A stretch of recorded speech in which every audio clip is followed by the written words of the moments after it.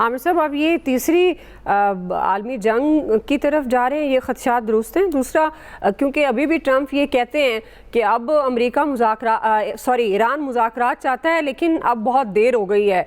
तो क्या आपको लगता है कि कोई है जो मिलकर एक ग्रुप की सूरत में जो बहुत अमेरिका के करीब हो और वो मिलकर इस मामले को ठंडा कर सकें, जो इस वक्त सिचुएशन है? आमिर साहब देखें, दुआ बात सिंपल सी है कि चाइना वाली बात की हद तक दुरुस्त है कि चाइना के साथ अमेरिका की लड़ाई है। और रशिया की कहानी है, इतनी लंबी हम बातचीत करते रहे कि उनके साबिक सदर ने ये कह दिया, वो कह दिया। भाई, यूक्रेन के ऊपर अमेरिका ने सपोर्ट किया रशिया को। बिल्कुल पूरा यूरोप डट के खड़ा है कि यूक्रेन किसी तरह खड़ा रहे और हमारी जान में जान बची रहे और हम ना फंसे रशिया के सामने।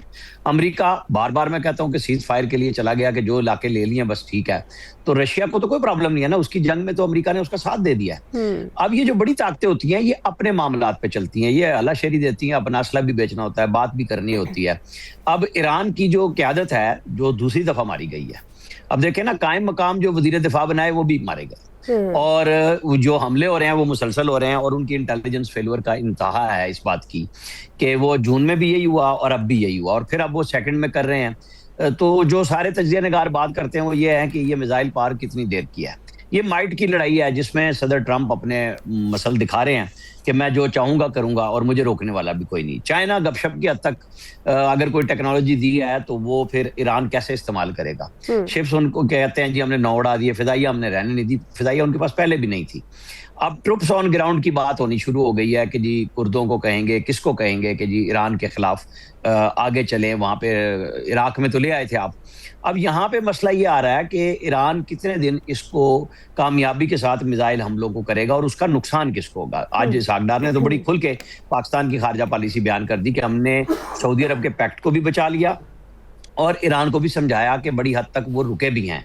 लेकिन ईरान की जो मेन जो बातचीत करनी थी वो आयतुल्लाह के ऑर्डर पे होनी थी। आयतुल्लाह खamenei को इन्होंने असैसिनेट कर दिया, शहीद कर दिया और वहां बातचीत करने वाली कोई पार्टी रही नहीं कि भाई इख्तियार किसके हाथ में। पहले तो वो अब अपने आपस में ही सेटल कर रहे हैं कि कौन किसको संभालेगा, किसको चलाएगा।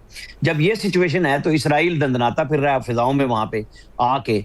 और गल्फ के ऊपर जाहिर है कि ईरान ने तो कहा था, मैं ये नहीं कह रहा कि ईरान ने गलत किया कि वो गल्फ के कंट्रीज पे अगर मिसाइल मार रहा है तो जाहिर है उसने कहा था कि अगर आप अपनी मिसाइल इस्तेमाल कराएंगे, फिजा इस्तेमाल कराएंगे तो मैं मारूंगा। लेकिन उसका नतीजा क्या हुआ है कि वो सारे बजाय जो ईरान के साथ बातचीत के हक में थे वो भी अपनी बका में चल पड़े। ये मजीद हुआ तो ज्यादा मसला ईरान के लिए फौरन आएगा। पाकिस्तान तो अपनी एक ऐसी उसमें मौजूद है कि अमेरिका के साथ भी ताल्लुक रखने हैं, बीजिंग के साथ भी रखने हैं, हमें रियाज के साथ भी, हम तेहरान के साथ भी हैं।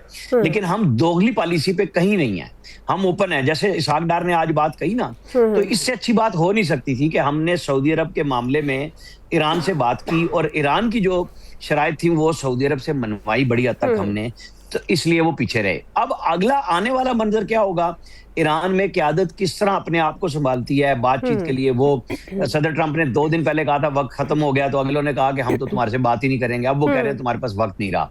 तो ये पहले भी वो जून में भी यही कुछ करते थे कि हमने एटमी कुव्वत खत्म कर दी है, तो फिर मुज़ाकरात क्या थे। असल मसला ये है कि इसराइल के लिए जो भी खतरा बनेगा ईरान की तरफ से, जो मिसाइल प्रोग्राम है उसको खत्म करना है ताकि कोई आवाज ना उठे। अब पाकिस्तान के बारे में यहाँ पे भी बहुत सारे लोग हैं जो इस बदखोई में रहते हैं कि जी देखें जब यहाँ पे रजीम चेंज हो जाएगी ईरान में तो हमारे वो गले पड़ जाएंगे। बिल्कुल, आपको लगता है वजीर दिफा भी इसी किस्म के खदशात का इजहार कर रहे हैं? ये और नहीं, हमारी तैयारी पूरी है। हमें पता है कि हमारे साथ क्या करने के लिए इसराइल और मतलब आप नेतन्याहू और मोदी को कर लेना कि वो क्या करने के लिए बैठे हैं। अब ट्रंप की, हमारे जो वजीर आजम और फील्ड मार्शल की वो जो बात करते हैं वो जिस तरह के वो खुद हैं, उन्होंने ये देखा है कि पाकिस्तान ने इंडिया के साथ वही कुछ किया है जो ट्रंप कर रहे हैं कि हमने बिल्कुल सुनी नहीं बात। पूरी दुनिया ने जोर लगाया, हमने कहा नहीं सिर्फ त्यारे गिराने से बात नहीं बनेगी, हमने बदला लेना है। हमारी पाकिस्तान के अंदर ये एलओसी की खिलाफवर्जी नहीं हुई। जब आप मुरीद के पे आते हैं और भावलपुर आते हैं तो फिर आप इंटरनेशनल बॉर्डर की वायलेशन कर रहे हैं और हमने उसका जवाब दिया, जिसके जवाब में मोदी आज तक खामोश है। दुनिया इसी बात पे चल रही है। ये मुज़ाकरात, कहानियां,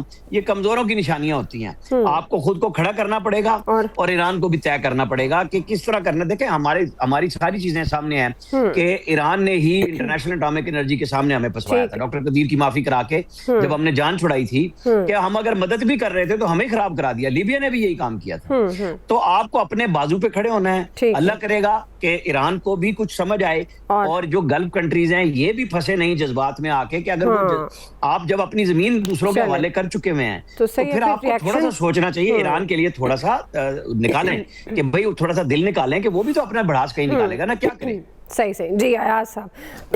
एक तो ईरान को क्रेडिट दें कि आज 4 दिन हो गए हैं वो सरवाइव करते हुए ईरान को, क्योंकि जिस तरह से जो इनका ख्याल था डोनाल्ड ट्रंप और नेतन्याहू का कि बस इधर हमने अटैक करना है, उधर इनकी लीडरशिप मारी जाएगी और आवाम सड़कों पे आ जाएंगे और उसके बाद जहाज़ में बिठाएंगे और रज़ा पहलवी को और लाके मसनद पे बिठा देंगे और वो सब ठीक हो जाएगा, रिजीम चेंज हो जाएगी। वो तो नहीं हो सका इनसे। इस साल के एंड में आपको पता है इजराइल में इलेक्शंस भी हैं। अगर नेतन्याहू ये जंग जीत जाते हैं तो फिर तो वो इनविंसिबल हो जाएंगे, वो तो फिर उनको तो कोई चैलेंज ही नहीं कर सकेगा ना, वो इतना बड़ा कद हो जाएगा नेतन्याहू का। ट्रंप पे बहुत ज़्यादा तनकीद अब अमेरिका के अंदर से जो होना शुरू हुई है कि वो सिर्फ नेतन्याहू के कहने पे वो इस जंग में शरीक हुए हैं, वो अमेरिका को कोई ख़तरा नहीं था ईरान से। तो अब मतलब वो डिक्टेट टर्म्स इजराइल करा रहा है अमेरिका से। मतलब ये भी वक्त आना था कि इतना वो बंदा डोनाल्ड ट्रंप जो किसी की मानता ही नहीं है, जो कहता है कि माइट इज़ राइट और मैं जो चाहूँ करूँ, मेरे पास ऊपर दुनिया को कोई कानून लागू नहीं होता, वो इतना मजबूर हो गया इजरायली वज़ीर आज़म के कहने पे कि उसने ईरान पे अटैक कर दिया फॉर नो रीज़न। मतलब कोई उसका जवाब ही कोई नहीं था, हो गया।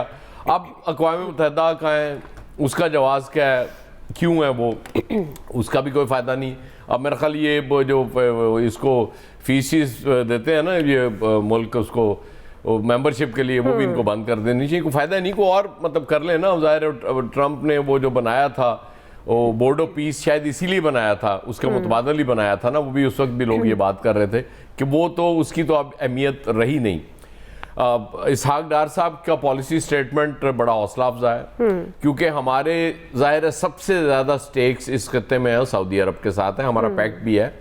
अदरवाइज़ भी ज़ाहिर है सऊदी सरजमीन एक ऐसी है कि वो हमारे दिल के सबसे ज़्यादा करीब वही है, तो उसके लिए तो हमें एफर्ट करनी पड़ती है और करनी चाहिए, और की है गवर्नमेंट ने, वो तो कमेंडेबल है, बहुत अच्छी बात है, उसकी तारीफ़ करनी चाहिए कि हमने वो ईरान को भी समझाया और सऊदी अरब को भी। और बिल्कुल ठीक बात है कि जब आप अड्डे दे देते हैं किसी पावर को, अमेरिका को आपने अड्डे दिए हुए हैं, तो फिर वो मिसाइल तो वहाँ मार रहा है ना ईरान, वो आपको तो नहीं मार रहा। ठीक है, इंटरसेप्ट कर रहे हैं, आप बहुत कर रहे हैं। वो कल किसी ने शेयर किया हुआ था डेली मेल का शायद, कि एक ईरानी मिसाइल $35,000 में तैयार होता है और उसको रोकने के लिए $4 मिलियन लगते हैं। तो उसमें भी ईरान की ज़ाहिर नुकसान कम हो रहा है ना, वो रोकने वालों का ज़्यादा नुकसान हो रहा है। अलबत्ता ये जंग जितनी जल्दी ख़त्म हो जाए उतनी बेहतर है पूरी दुनिया के लिए, ये सिर्फ ये नहीं है। और वो आलमी जंग तीसरी, ये बड़े अरसे से बातें हो रही हैं, ये उसी वक्त पॉसिबल होगी जब चाइना बाकायदा अपने मसल दिखाने के लिए निकलने की पोजीशन में तो है वो, लेकिन जब वो ये तय कर लेगा कि मैंने अब मसल दिखाने अब दुनिया को, मैंने बहुत पीछे रह के वो कर लिया, अब मैं सामने आ रहा हूँ, फिर उस वक्त तो ये खतरा हो सकता है। फिलहाल कोई खतरा नहीं है। तो ये जो वजीर दिफा कह रहे हैं पाकिस्तान के हवाले से, मैं देखे ना, मैं भूल गया, आपकी बड़ी मेहरबानी है, मेरे वजीर दिफा का तो अब जिक्र ही ना किया करें, उनके किसी बयान का, किसी ट्वीट का हवाला ना दिया करें। मुझे नहीं समझ आती किस स्टेट ऑफ माइंड में वो कर देते हैं, और उन्हें समझाने वाला भी कोई नहीं। तो यार खुदा दा ना ले राणा साहब, तुसी समझा दो उन्होंने कि यार वो ना करा करन ट्वीट, वो साढ़े ते बड़ी मेहरबानी होएगी, करम होएगा साढ़े। लाहौरों सियालकोट डायरेक्ट मोटरवे तुसी आपस नहीं, मेरा ताल्लुक नहीं ना, मेरी सुनदे नहीं, मैं इसलिए जनाब ਨੂੰ रिक्वेस्ट नहीं, मैं इसलिए क्या, मैं कहा डायरेक्ट मोटरवे आपस ਵਿੱਚ ਰਹੋ, शायद ਤੁਹਾਡੀ ਸੁਣ ਲੈਣ ਉਹ ਯਕੀਨ ਕਰੋ, पता नहीं फिर गल करांगे, ਉਹ समझ ही नहीं आती क्यों बयान दे ਦਿੰਦੇ ਨੇ ਇਹੋ ਜਿਹੇ। चलें क्विकली ब्रेक ले लेते हैं, ब्रेक से वापस आएंगे, यहीं से कंटिन्यू करेंगे।